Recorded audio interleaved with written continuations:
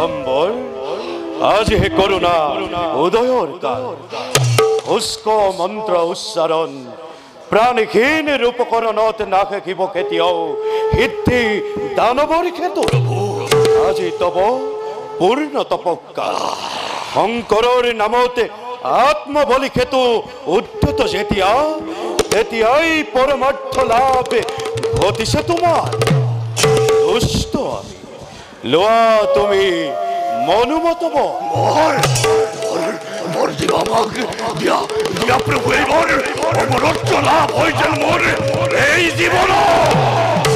বাঞ্ছা তব কৰিম পূৰণ শুনা ভক্ত আজিৰে পৰা যক্ষ ৰক্ষ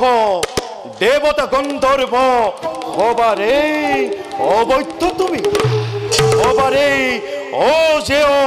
নিষ্কণ্টকে দীৰ্ঘ জীবন লৈ জগতত কৰা তুমি কুকৰ্ম সাধন এইয়া লোৱা বৎস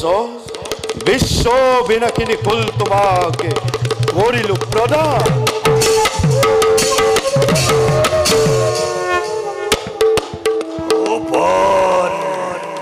কৰুণা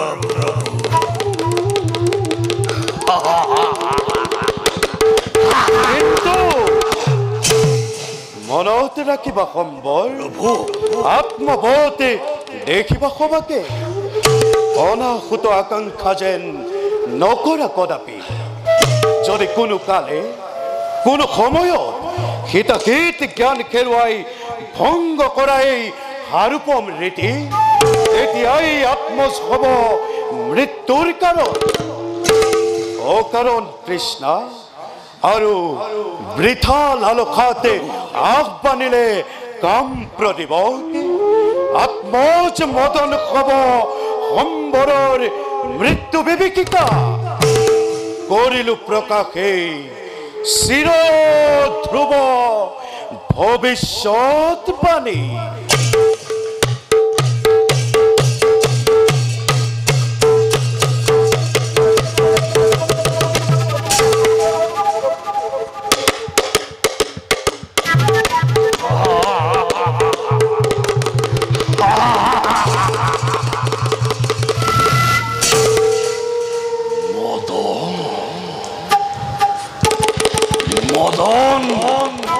মদন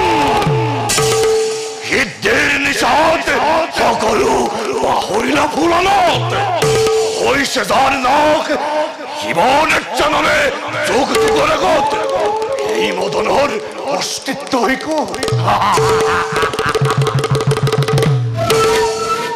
নাই যাৰ স্থূলৰ অস্তিত্ব সূক্ষ্ম ৰূপ জীৱ দেহত বাঘজাৰ তাৰ ভয়ত নকবে তাৰ ভয়ত নকবে সম্বল